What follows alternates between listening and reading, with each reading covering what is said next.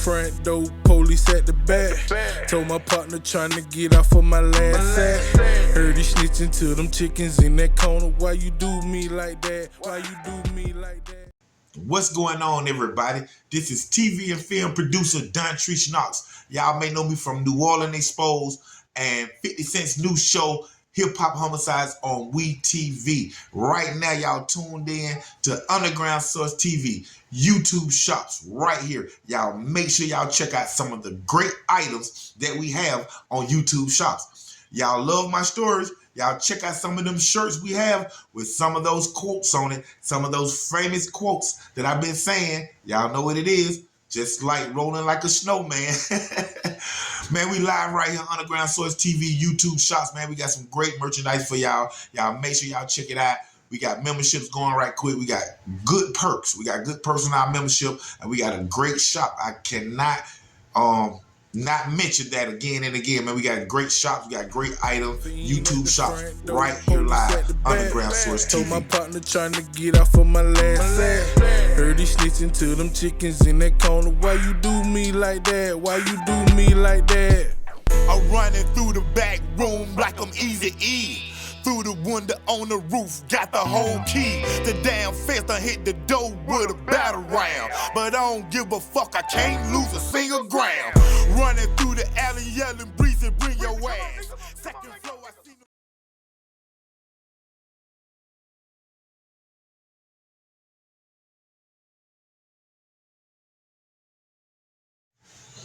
Yeah, that is one of the craziest stories is. So we'll go ahead. I'm gonna go ahead and give it to her for you since you brought it up. So my first time being caught with crack, cocaine, drugs, I was only 13 and a half, like 14 years old. I'm standing down on the block on Atlanta Street with some of the OG partners at the time, man. Like I said, at the most I'm only like 14. I say I'm 14 years old, but I'm standing on Atlanta Street in College Park Projects, and standing out there with some of the OGs, and we out there doing our thing. I probably had like 25 sacks on me, 25 dimes of crack. I had 25 dimes on me, and I'm actually out there with one particular OG. Big shots out to L Train, man, big OG of mine in College Park. But I'm standing out there with L Train when a College Park police officer comes over the hill. And when I see the car coming, what I do is I turn around, like turn my back toward the car that's coming down the hill, and just grab my drugs out my pocket and put them in my underwear up under my balls. You know what I'm saying? So I just simply turned back around. It was just like I just turned around, thinking I'm slick. But when the police came down, Officer Terry, big shots out to Officer Terry, wherever you at, homie. But Officer Terry pulled down, man, and he said, "Hey, young man, huh? What's up?" He said, "I just seen you put those drugs in your pants." I'm like, "Man, I didn't put no drugs in my pants." He put the car in park. I'm like, because this officer at this time is the fastest officer on College Park Police Force. Black officer, a young cop. And I knew that he could run, and he was catching a lot of the OG guys. I'm only 14, you know what I'm saying? So when he put the car in park, he said, "Hey, I'm going to tell you one more time. Give me the drugs. I'll let you go to the house. But if you want to take off running, go ahead and run. If I catch you, I catch you. If I don't, I don't." I'm so scared at the time. I'm only 14. I just started selling drugs. I'm so scared that I don't run. I just continue to tell the cop that I don't have any drugs on me. I don't have any drugs. I don't have any drugs. He said, "Okay, well, I'm finna leave. I'm finna go to the city hall where all the cops gas up their cars at, the little city thing on the hilltop where I'm from anyway." So he said, "I'm finna go up here to the city gas, and I'm finna pump this gas. When I come back around here, I need you to give me those sacks."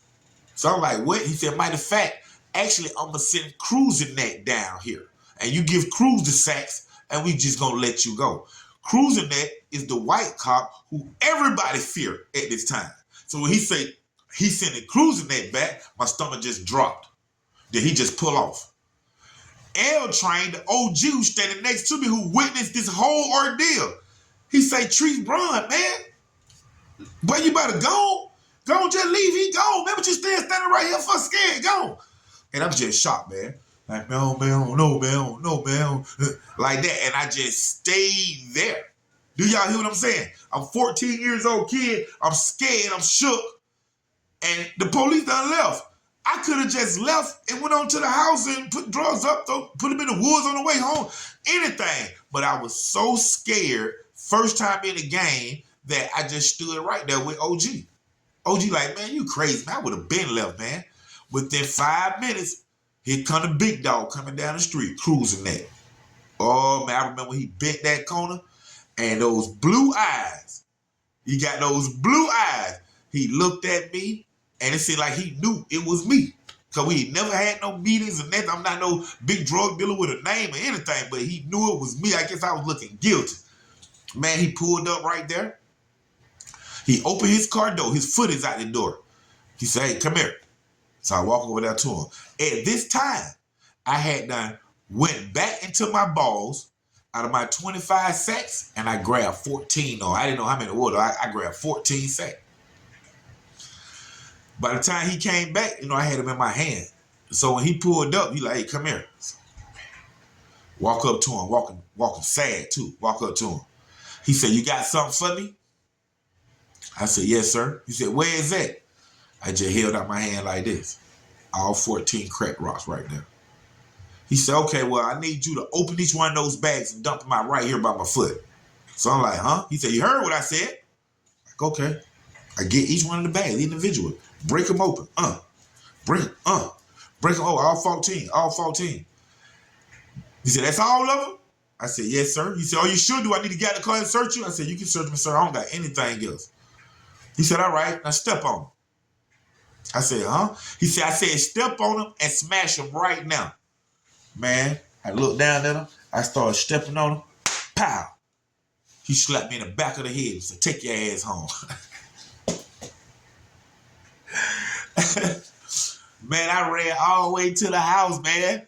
I ran all the way to the house. Was scared as hell, but I can't say now one of those cops locked me up for those drugs right there. So that was the first time I got caught, but I didn't go to juvie. I didn't go to jail for those drugs. But let me tell you a strange event that happened after that.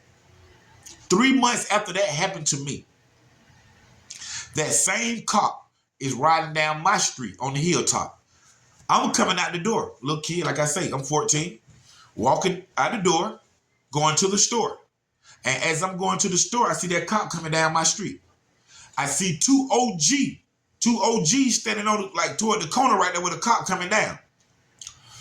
One OG seen the cop, and what's amazing is he turned around away from the cop and back to the cop and started walking toward the projects, my apartment, the hilltop. Started back walking toward the hilltop. But what he was doing was he was taking the drugs out of his pocket and putting them up under his balls. And he just stopped and just act like he wasn't there going on, like he didn't do that. He did it real quick. Man, Officer Terry pulled right down to that sidewalk. He said, hey, Coop. Coop, you know that was you, boy. You know that was you. He said, hey, Coop. He said his real name, which I'm not going to say big homie real name, but he said his real name. Hey, such and such, come here. He said, man, what I do, man? He said, hey, I see you put them drugs in your drawer. Now, you go ahead and give them to me right now. You can take out running. He said the same line to everybody. You go ahead and run. If I catch you, I catch you. If I don't, you get away. And Coop, he was a little stout guy. You know what I'm saying? He had a little speed, but it wasn't nothing to compare to Officer Terry's.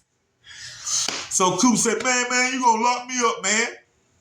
He said, no, I'm not, man. Just walk up to my car, drop the drugs into my lap. Just drop them in my car, and I'm just gonna pull off. He said, man, you don't lock me up, man. Like that. The second time he said it, like I said, I'm walking out the door, I'm witnessing all this. I'm getting closer to the sidewalk where they're standing at. And I open my big mouth. I say, hey, Coop, man, he's telling the truth, man. And he looked at me and said, what? I said, man, he's telling the truth. And the reason why I knew, just like I just told y'all the story, is because he did me like that a couple of months prior to this. So he said, nah, man, he lying, man. He gonna lock me up, man. I said, nah, man. He's telling you the truth, man. Just get on the dope, man. He gonna lock you up. So Coop walked back to the car, dropped the dope in the car. The officer just pull off. and did not lock him up. Man, do you know what OG did? OG turned around. I got another OG partner right there too named Brick. What's up, Brick? Blood, OG. I got another partner right there named Brick when this happened. Man, when OG Coop turned around, after that police rolled off and didn't lock him up, I ain't number 14. He looked at me, he said, man, Treese a snitch.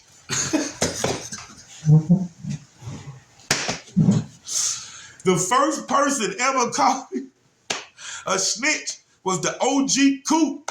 And that was simply off experience. I didn't know Terry no more than he knew him or whatever. He knew him actually more than I did because I had just got in the game. But I was speaking from experience what he had done to me. And by me, that's why you know, sometimes you just shut up and just stay out of things.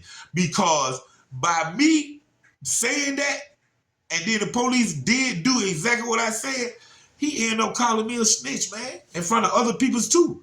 So the older G's, you know, some people ran with that right now to this day. You know what I'm saying? They might whisper it because they know how I get down. You know what I'm saying? But that stayed with me for a long time just off him saying that. And I got like I said, I got a partner, OG LaFerry, L-Train. He was standing right there when that happened to me. No, I mean, I'm telling the truth. But OG wasn't right there. He don't know that happened to me. Far as he know, the police did what I said, so I'm working with the police. But that was my first time getting caught with drugs, man, and like I said, I didn't get locked up. Unfortunately, maybe 7 months later, that same cop caught me with 30 sacks of crack, and this time, he shipped my ass off. Thank you for tuning in right now, man. OG Black Boy. Y'all please subscribe. Check out the merchandise on OG Black Boy 3700 YouTube shops. And check out our memberships. We got memberships for y'all right now, man. We'll be right back. We're going to keep y'all loaded every day. Underground Source TV. OG Black Boy 3700. How the pause stand up. Say this shit got real. Should've left the street behind. I ain't happy here. Trying to think, was it peer pressure? Maybe it will feel. Gotta pick up my head because I gotta live. Should've went to school instead. Got up out the field. Trying to live a life of shine.